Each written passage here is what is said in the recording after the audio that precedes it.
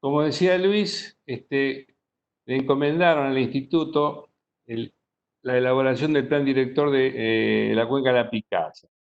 Eso fue por el año 2016 y en esto yo quería hacer una observación. En realidad creo que cada uno de los que estamos participando, cuando uno le mencionan la palabra plan director, lo asocia y tiene significado y alcance seguramente distinto. En este caso, en el plan director de la Picasa, el conjunto de obras ya estaba desarrollado y ejecutado en un 95%. Por lo tanto, nuestra tarea fue tratar de establecer una serie de acciones, ¿no es cierto?, para hacer que esto funcione. Yo antes de este, desarrollar el plan director, para aquellos que no conocen la zona, ¿no es cierto?, quería simplemente vertir algunas de las características. Primero, la cuenca de la Picasa corresponde a una laguna que ven acá en la parte inferior derecha. ¿eh? Es una cuenca cerrada y seguramente hasta el año 2000 la mayoría de ustedes no sabía que existía. Es una cuenca cerrada, es decir, que es endorreica, no tiene salida, y todos, a diferencia de las cuencas típicas, los términos hidrológicos los resuelven en términos de almacenamiento, o sea, no tiene un curso de salida y que se traduzcan, ¿no es cierto?, los inputs de lluvia en output de escurrimiento. Eso hace que la laguna normalmente va variando de tamaño y bueno, en el año pasó de 5.000 hectáreas a 45.000 en el año 2000. Si ustedes alcanzan a ver esta gráfica, van a ver, ¿no es cierto?, en blanco son los límites de la cuenca, esto es acá, es del orden de las 500.000 hectáreas y está en la zona núcleo del país, una zona agrícola por excelencia. Eso hizo que en el planteo de soluciones hay un factor que es muy importante tener en cuenta, que es el límite político-administrativo. Intervienen tres provincias. ¿Por qué es importante esto? Porque en el diagnóstico que nosotros impusimos, desarrollamos, las soluciones no siempre pueden ser factibles de implementar a nivel de cuenca sin afectar intereses distintos. ¿Qué digo con esto? Una misma solución puede ser válida para la provincia de Córdoba, que está aguas arriba, pero obviamente que puede no ser válida para Buenos Aires y Santa Fe, que tiene aguas abajo. Eso hizo que las soluciones a desarrollar e implementar requieran de un consenso. O sea, la mejor solución, si no es posible su implementación, no es solución. ¿Sí? Eso hizo que en el año 2000, cuando llegaron a 45.000 hectáreas de la laguna, las tres provincias, junto con el gobierno nacional, impulsaron un conjunto de obras para disminuir los anegamientos en toda la cuenca que tiene un alto desarrollo agrícola y ganadero. Esas obras se desarrollaron en tres etapas, tres módulos. El módulo 1, que eran las obras internas de canalización. El módulo 2, obras de regulación a través de 7 reservorios. Y el módulo 3, obras de enlace y canal de derivación. En este plano que está a continuación, surge más claro cuáles eran las obras. Ustedes ven los límites de la cuenca acá y ven los 7 reservorios que estoy marcando con el cursor, de los cuales 6 se construyeron. El número 3, este R3, todavía no está terminado, se inició la construcción pero no se terminó. Las obras de vinculación, ¿no es cierto?, es un canal que integra los 7 reservorios con sus respectivas obras de arte, y las obras de enlace y de bombeo es esta que está acá, y tenía por objetivo, básicamente, transferir hacia la cuenca del río Salado, a través de su ingreso en provincia de Buenos Aires, hasta 5 metros cúbicos por segundo. Eso es algo que se consensuó con provincia de Buenos Aires. En su plan director de la cuenca del río Salado, admitía, ¿no es cierto?, el ingreso de esos caudales de 5 metros cúbicos por segundo. ¿Cómo funcionaba el conjunto de obras? Obviamente que estos canales, ¿no es cierto?, aceleraban el escurrimiento. Estos reservorios tienen por la finalidad laminar, ¿no es cierto? Y cuando se producían esta obra de enlace, caudales de 5 metros cúbicos por segundo, escurrían por gravedad hasta este punto e ingresaban a provincia de Buenos Aires. Si venían más de 5 metros cúbicos por segundo, supongamos 7 metros cúbicos por segundo, en un punto había una obra de control con una obra de derivación. Por lo tanto, nunca pasarían más de 5 metros cúbicos por segundo hacia Buenos Aires y el resto va directamente a la laguna La Picasa.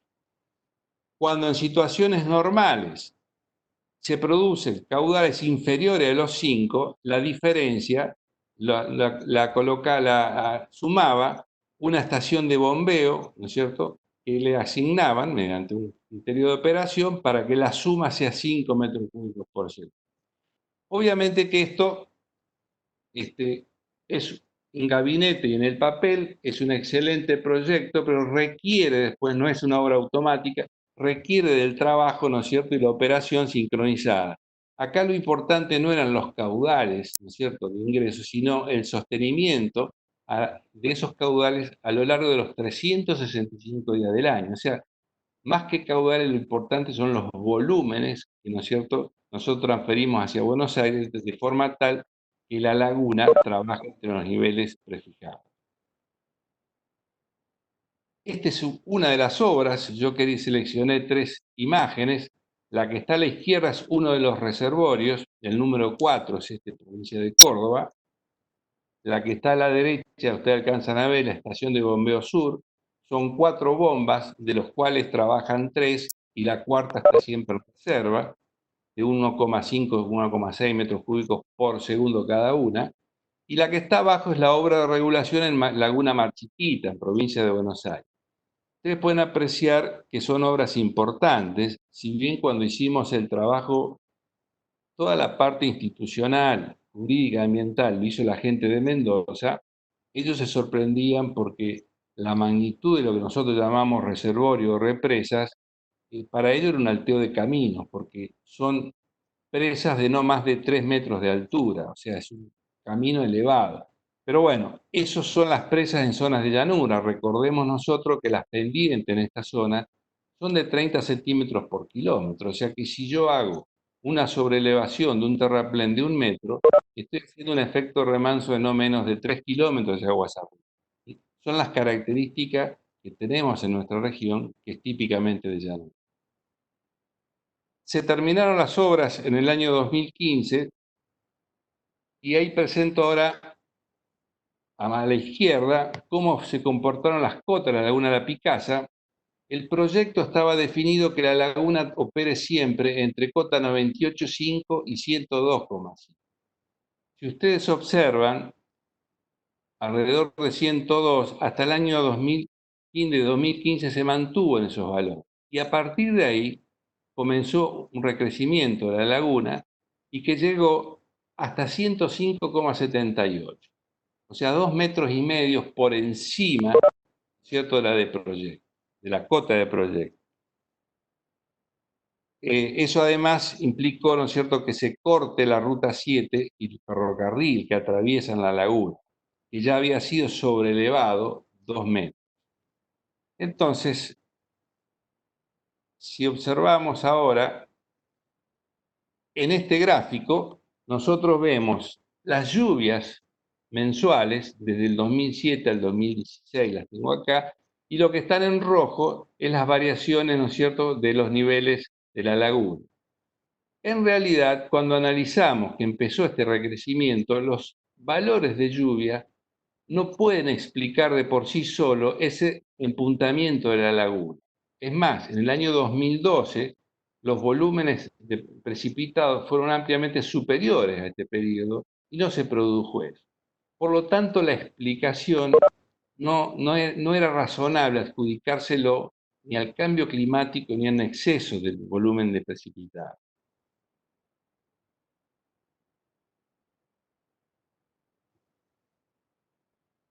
Eso hizo que en mayo del 2016 el Estado Nacional, junto con las 3 provincias, ratificaron el acuerdo interjurisdiccional que habían firmado en el 99 y le encomiendan al Instituto Nacional del Agua que desarrolle un plan director en función de los términos de referencia que ya estaban preestablecidos por la subsecretaría. ese plan director tenía dos etapas, una etapa diagnóstica de 6 meses, y recordemos por qué fue esto, porque coincidió con el cambio de gobierno, por lo tanto en muchas de las provincias y en Nación había gente nueva y la idea de ver, bueno, hacer un análisis en breve tiempo de dónde estábamos parados, qué estado tenían las obras, si faltaban obras y explicar, ¿no es cierto?, por qué, si tuvimos las obras, lo cual se invirtieron mucho dinero, la situación, ¿no es cierto?, en la Laguna de la Picasa fue peor que antes del comienzo de las obras. Se hicieron una etapa, entonces les decía, de 6 meses. La etapa 2, ¿no es cierto?, duró un año. Lo previsto eran 18 meses, lo desarrollamos en 24, en realidad. 24 meses, porque además simultáneamente se dio un escenario crítico de inundación y que obviamente que planteamos desde el instituto algunos cambios de ese plan original. En lo que hace a la actualización del diagnóstico, nosotros, como ya habíamos trabajado en la zona, hicimos fuerte hincapié en 3 aspectos importantes. Uno era ver si realmente las obras se habían hecho conforme a proyecto, es decir, si los planes conforme a obra diferían o no de los que habían sido proyectados originalmente. El otro punto importante que teníamos conocimiento era la actualización de la red de canales de forma informal o irregular que habían desarrollado, ¿no es cierto?, todos los actores, los propietarios. Y el tercer punto importante es el cambio de uso del suelo, que lo hicimos junto con la gente del INTA.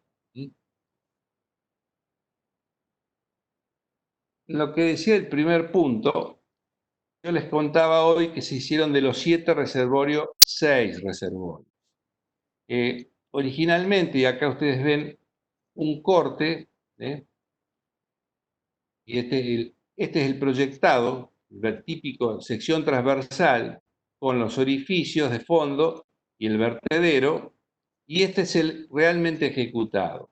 Esto que ven acá es un detalle que está en ampliado, y lo que nosotros relevamos es que en realidad el umbral del vertedero se hizo 30 centímetros por debajo del proyectado.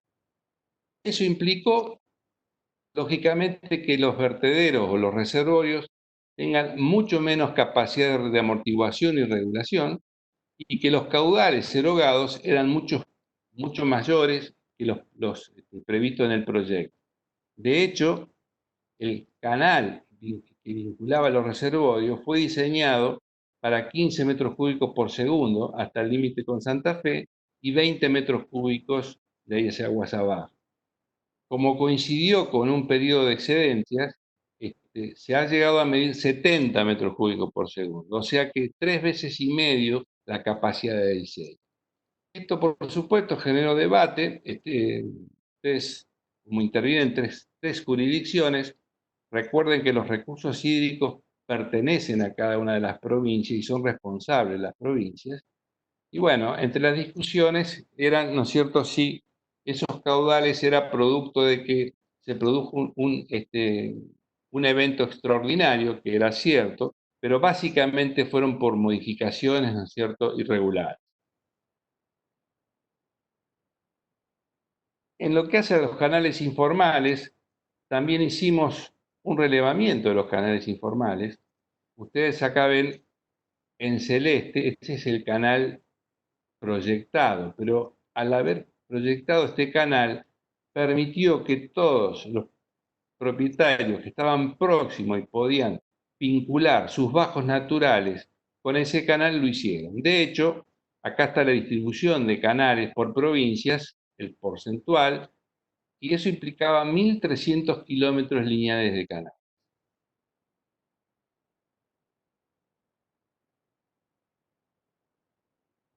Si bien no tenía sentido modelar y para ver, ¿no es cierto?, cuál era la implicancia de cada uno de los canales, después voy a hablar que nosotros planteamos un modelo y lo entregamos, si lo que hicimos fue un análisis comparativo de dos situaciones a partir de imágenes satelitales. La primera, y que ven en la parte superior, corresponde a mayo de 2017, donde ven esto azul, es todo agua. La que ven abajo es de diciembre de 2017. Y si comparamos la parte superior, digamos, con la inferior, van a ver, la inferior ya está la cuenca saneada, pero no ocurre así con la Picasa, que obviamente que pasó de 17.000 hectáreas a 45.000 hectáreas. Es decir, todo el agua que antes estaba acá terminó en la Picasa. Obviamente, para poder darle sustento a lo que nosotros explicábamos, hicimos un análisis de todas esas imágenes y lo que hicimos es un análisis secuencial. Yo acá en la parte superior simplemente elegí 4 depresiones para que tengamos en cuenta cómo trabajaba, ¿no es cierto?, respecto a la situación en mayo y la situación en diciembre, y elegí 2 vinculados a un canal y 2 que no estaban vinculados a un canal. Observen esta, en celeste es la situación en mayo, en diciembre este es el área ocupada. Es decir, hay un franco descenso del volumen almacenado. Lo mismo ocurre acá. Estas son las áreas conectadas al canal. Cuando vemos áreas que no están conectadas como esta, fíjense en que prácticamente, ¿no es cierto?, coincidente entre una situación y la otra. Esto cuando nosotros lo integramos, nos daban que de las 4 referencias, cuando están vinculados, implica una disminución de un 60-67%, y las que no están vinculados son sensiblemente inferiores. Obviamente que ustedes se preguntarán, ¿esta gente por qué no la vinculó? Bueno, posiblemente porque estaba alejado del canal o porque topográficamente tenía alguna loma, algo que no lo podía hacer, no es porque no lo haya querido hacer. Pero indudablemente que esto es parte del problema y después en el planteo de las soluciones es que desarrollamos cómo poder resolverlo. El otro punto era sobre el ordenamiento territorial y el cambio que se produjo en el uso del suelo.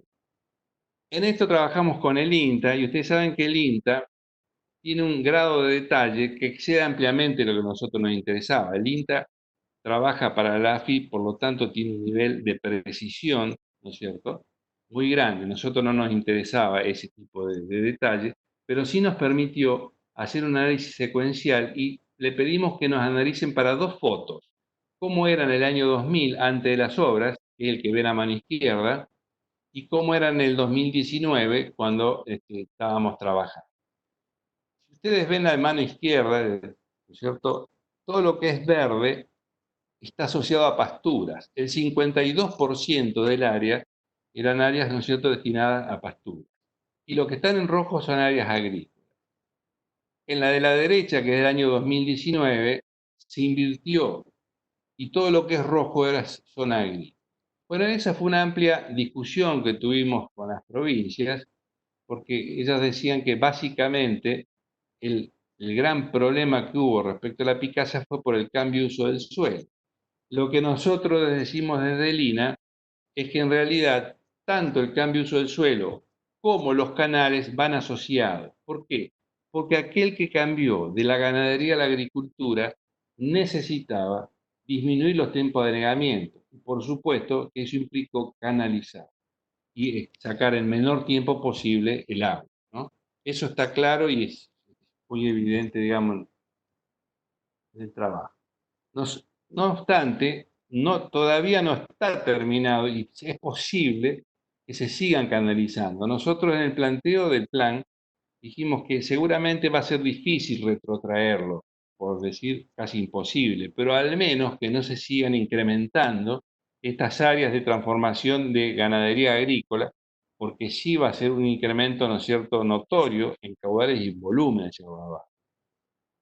El segundo punto que nos viene encomendado era el desarrollar un modelo hidrológico. En eso, en los términos de referencia estaba establecido que el modelo hidrológico iba a ser el HMS y usamos, ¿no es cierto?, con la versión SMA, o sea, una modelación continua que se pudo establecer. Ustedes saben que en llanura no interesa un evento particular porque de por sí no es el responsable, ¿no es cierto?, hay una relación directa, sino que es la sumatoria de eventos la que genera situaciones críticas.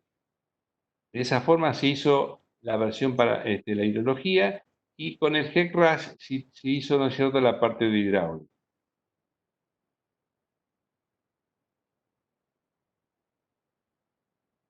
Este es el reservorio número 7 que ustedes alcanzan a ver, que tuvimos, a ver, desde el punto de vista hidrológico, digamos, tuvimos la suerte que lo pudimos calibrar porque se produjo una situación de excedencia y la pudimos monitorear. No es lo deseable para los productores y para la situación, pero realmente para nosotros fue muy importante. Esto que están viendo ustedes acá es la salida del reservorio 7. Fíjense que son caudales muy importantes, ¿cierto? Los que están, y lo pudimos modelar con bastante precisión. Estos dos modelos, el objetivo era establecer su funcionamiento, calibrarlo y determinar funciones o hipótesis, ¿no es cierto?, para el plan, y se lo entregamos a cada una de las provincias. Para eso hicimos un taller acá en Santa Fe, donde cada una de las provincias del Estado Nacional designaron técnicos responsables y se hizo un pequeño training, no sobre la modelación, que se supone que todas la sabían, pero sí sobre cómo fue formulado, ¿no es cierto?, el esquema de modelación y cómo se lo calibró. Esa herramienta la disponen cada una de las provincias. A su vez, se planteó una red de monitoreo y alerta temprana.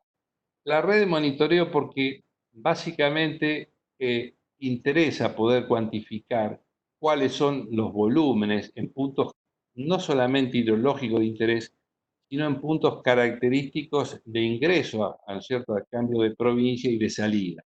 En eso la Subsecretaría de la Nación, a través de la red nacional, implementaron 3 estaciones. Una es exactamente en el ingreso de Córdoba a Santa Fe. Recordemos que Córdoba aporta en superficie el 50% de la cuenca. El otro punto es en el reservorio 7, el último de los reservorios, que es donde después tenemos la derivación o hacia Buenos Aires de la Picasa. Y el tercero es exactamente en el ingreso a provincia de Buenos Aires. Para evitar conflictos y poder garantizar, esto forma parte de la alerta, ¿no es cierto? Y se dispone a tiempo real de un monitoreo, ¿no es cierto?, que figura online, lo disponen todas las provincias y por supuesto que Nación también. En lo que hace a la alerta temprana, básicamente no hay localidades mayormente afectadas, es la zona agrícola, pero sí es de interés la alerta para medir otras variables, ¿cierto?, que traen una condición, y básicamente es la napa freática. No es lo mismo una situación hidrológica cuando la napa está a 4 o 5 metros y cuando la tenemos a medio metro. O sea, rápidamente se pasa de una situación de sequía agronómica a una situación de inundación con muy pequeños montos de agua que precipitada. Esa red está gran parte implementada y la idea es que luego lo opere no Nación, sino que lo opere, ¿no es cierto?, el comité operativo. Se dan cargo las 3 provincias junto con Nación. A partir de acá se formuló un plan director con elementos que ustedes saben. Bueno, el INA propuso una serie de acciones, eso implicó reuniones con las partes y obviamente que el mejor plan, si no tiene participación de los actores, puede después no ser implementable. Para esto tuvimos la colaboración de la gente del CELA, la gente de Mendoza, que yo acá simplemente voy a comentar los títulos porque mi intención era que ellos lo expliquen con otra visión distinta, ¿no es cierto? Son agrónomos, economistas, y básicamente la intervención de ellos fue en que las obras estaban hechas en un 95%. Por lo tanto, lo que había que hacer era buscar otras series de acciones para hacer que esto funcione. La primera que vimos era, obviamente, que había que ser la parte institucional, aspectos normativos para que todas las provincias puedan conformar ese comité. Se analizó la parte económica, ambiental y obviamente administrativa. Eso lo va a desarrollar después en detalle, no sé, seguramente Oscar Soya y su gente. Nosotros, y en forma sintética, planteamos una serie de medidas no estructurales y estructurales, todas perfectibles, pero no quisimos plantear las mejores, sino lo posible y en la brevedad. Básicamente, esas obras que fueron ejecutadas en distintos periodos de tiempo, la estación de bombeo se terminó en el 2015, las anteriores, ¿no es cierto?, los reservorios se terminaron en 2007-2008, requerían que sean coordinados por una unidad, ¿no es cierto?, que funcione en la zona. Muy pequeña unidad, con un profesional, un técnico, ¿no es cierto?, especializado en el funcionamiento de la estación de bombeo y algún administrativo, no mucho más. Esas obras hoy además requieren del mantenimiento, ya llevan más de 10 años y requieren que se las mantenga, como cualquier obra. La implementación de una red de monitoreo de alerta y después propusimos además cómo que cada repartición, cada administración provincial identifique y neutralice la red de canales. En esto se han visto situaciones que son, por supuesto, muy desfavorables, desde un bypass inmediatamente aguas abajo de un reservorio, cuyo diseño de ese bypass era el doble del canal que llegaba al reservorio, o sea que el reservorio no cumplía función. La idea no era, cuando decimos neutralizar, era tapar, ¿no es cierto?, el canal, sino que tenga alguna sección de control que permita disminuir los tiempos de anegamiento de ese campo, pero no que no se inunde. Dicho en otras palabras, en áreas productivas es imposible que los campos no se inunden. Lo que uno puede trabajar es para que se disminuyan los tiempos de anegamiento. Obviamente que cada productor quisiera que su campo no se inunde más, lo cual no es posible sin transferir además esos excedentes hacia aguas abajo y generar ciertos problemas de conflicto de intereses con los vecinos. Dentro de las medidas estructurales que ponemos abajo, pusimos 4 básicamente, que es la restitución de la capacidad de almacenamiento de reservorios. Hoy les conté que estaban construidos 30 centímetros por debajo. Por lo tanto, nosotros planteábamos que se deberían hacer de acuerdo a conforme a proyecto. O sea, levantar ese umbral, que no es costoso y se puede hacer en forma muy rápida. Que se finalice la construcción del reservorio 3. Ahí hay un problema contractual con la empresa. Estaban, viendo cómo resolverlo. Y yo les contaba de que nosotros planteamos de reconstruir la estación de bombeo Alternativa Norte. Hoy, con los 5 metros cúbicos por segundo que salen por la estación sur, y es lo convenido y aceptado con Buenos Aires, no alcanza, no es suficiente. Un punto que no fue tenido en cuenta, porque si el proyecto trabajaba de acuerdo a diseño y no era necesario, es defender una localidad de Aaron Castellano, que está al lado de la laguna, está en cota 106, pero bien, les recuerdo que el proyecto decía que iba a llegar a 102.5 y llegó a 105,7. Por lo tanto, hay que contemplar esa obra de defensa.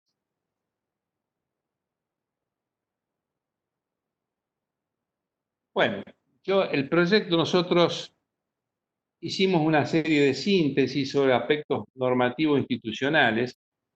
Nosotros, lo que no las voy a leer, son muchas, pero sí algunos puntos me parece importante resaltarlo.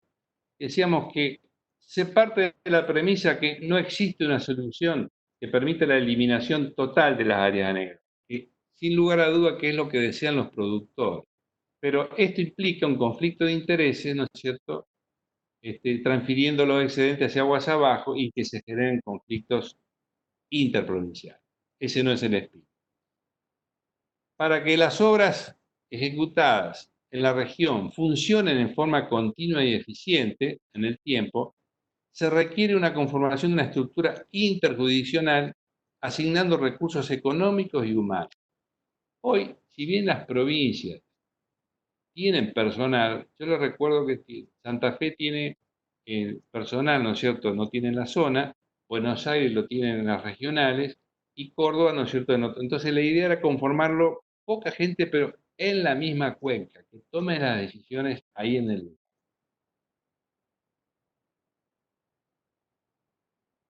Para cumplir con el objetivo con que fueron diseñadas, se requería un sistema eficiente, ¿no es cierto?, de canales y estaciones de bombeo que funcionen los 365 días del año y las 24 horas del día.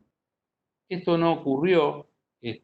Recientemente Buenos Aires se hizo cargo, y lo licitó, se hizo cargo, ¿no es cierto?, a través de una licitación para que lo opere una empresa privada, porque vuelvo a repetir, lo importante acá no era que trabajen 5 metros cúbicos o 4, sino que trabaje los 365 días del año.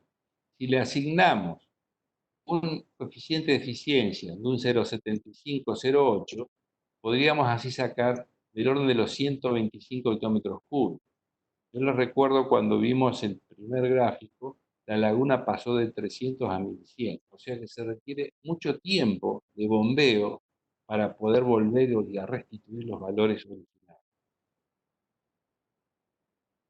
La estación sur es insuficiente a partir de la situación actual, con 5 metros cúbicos. Obviamente el modelo nos permitía a nosotros establecer distintos horizontes para ver cuándo se podía volver. Y de hecho, eso es difícil de lograrlo con 5 metros cúbicos por segundo.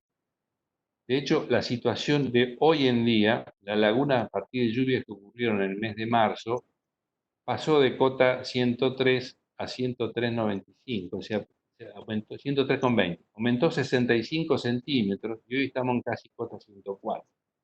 Les recuerdo que la ruta tiene cota 104,50, o sea, estamos a 50 centímetros de que se pueda volver a cortar la ruta. Esto obviamente que ingresamos al invierno, hoy no es un escenario inmediato y a corto plazo, pero como nosotros explicábamos, estamos en invierno, no va a haber lluvias hasta el mes de septiembre, lluvias importantes, y tampoco evaporación que permitan salir. Pero a partir de septiembre-octubre, con lluvias ordinarias, pueden generar situaciones de conflicto que pueden afectar la ruta nueva. Para eso nosotros planteamos incorporar la ruta, la estación de bombeo norte nuevamente, y acá sí, para requerir con el acuerdo de Buenos Aires, que esta sea de carácter transitoria y que básicamente Buenos Aires dé lo que hay en función de las condiciones aguas abajo.